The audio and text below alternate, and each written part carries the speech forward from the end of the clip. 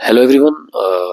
मेरा नाम है विशाल कालड़ा और आज मैं आप लोगों के साथ में शेयर करूंगा अपनी खुद की डिप्रेशन और ओसीडी और एंजाइटी स्ट्रेस वाली स्टोरी और मैंने किससे ओवरकम किया और कैसे मैं आप लोगों की हेल्प कर सकता हूं, कैसे आप निकल सकते हैं और क्या इसके कॉन्सिक्वेंसेस होते हैं अगर इसे नहीं रोका गया और कैसे इसकी शुरुआत होती है और कहाँ तक ये जा सकता है।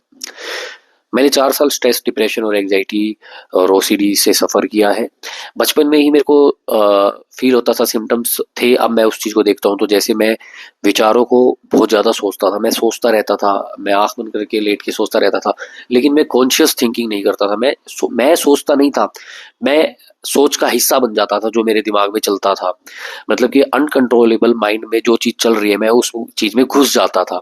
होना क्या चाहिए एक्चुअल में कि हमें इतना कॉन्शियस होना चाहिए कि मैं अपने विचारों को देख पाऊँ और क्या सही है क्या गलत है। अब होता क्या है, मोस्टली हम 99% लोगों के साथ में हम उन विचारों को एक रियलिटी मान लेते हैं। हमारा ब्रेन कभी भी ये महसूस नहीं करता है कि ये असलियत है या ये एक वर्चुअल है, रियल है या फेक है। हम हमारे मन में कोई भी नेगेटिव विचार आया, हम उसका हिस्सा बनकर एकदम से नेगेटिव हो जाते हैं। आप फील करते हैं आपके मन में एकदम से गुस्सा आया, बुरा फील हुआ। वो इसलिए ही होता है क्योंकि आप उस टाइम पे कॉन्शियस थिंकिंग नहीं कर रहे हैं, आप अपनी चेतना से नहीं सोच रहे हैं, आप उस सोच का हिस्सा बन रहे हैं।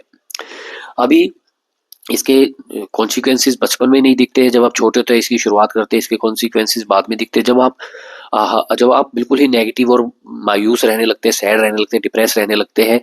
होता क्या है कि जो हमारा ब्रेन है वो मोस्टली सर्वाइवल मोड में रहता है, हमारा जो मन है वो सर्वाइवल मोड में रहता है कि हमेशा नेगेटिव ही रहना है, कि कभी भी कुछ भी हो सकता है, ये हमारे जीन्स में है। अब हम आप नोट करा होगा, हम हमेशा जो भी विचार आते हैं 100 में से 90-95% जो थॉट्स होते हैं, विचार होते हैं, वो सिर्फ घबराहट वाले होते हैं, डर वाले होते हैं कि कुछ गलत ना हो जाए या फिर फ्यूचर में मेरे साथ ये ना हुआ तो वो ना हुआ था। हम प्रेजेंट मोमेंट में नहीं रहते, हम कॉन्शियस नहीं रहते, हम अपनी चेतना में नहीं रहते हैं। ये सुनने में बहुत छोटा लग रहा है लेकिन ये बहुत बड़ी चीज़ है। आप नोट करिएगा, आप कितने टाइम रियलिटी में रहते हैं। मोस्ट ऑफ द टाइम आप अपने विचारों की दुनिया में रहते हैं। आप अपने विचारों का हिस्सा बनते हैं, विचार आपका हिस्सा नहीं रहते, आपके विचार आपको कंट्रोल करते हैं।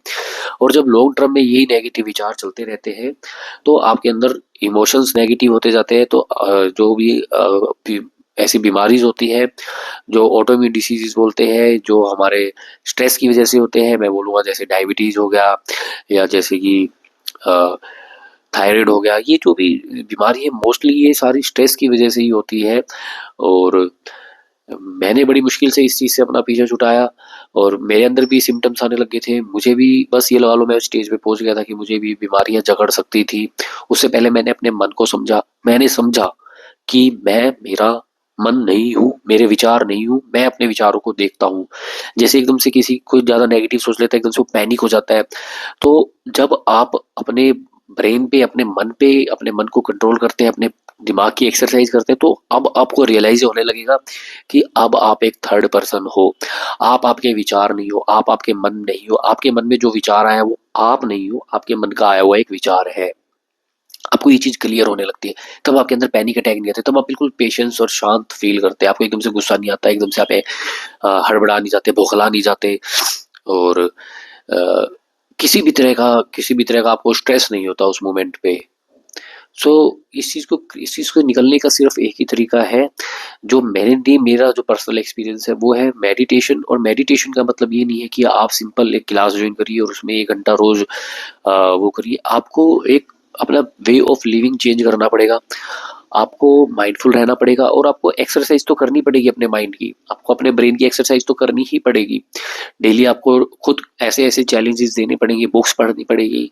जैसे आपको इस तरह की काउंटिंग्स करनी पड़ेगी, जैसे हिंदी, इंग्लिश आपको 2 बार बोलनी है।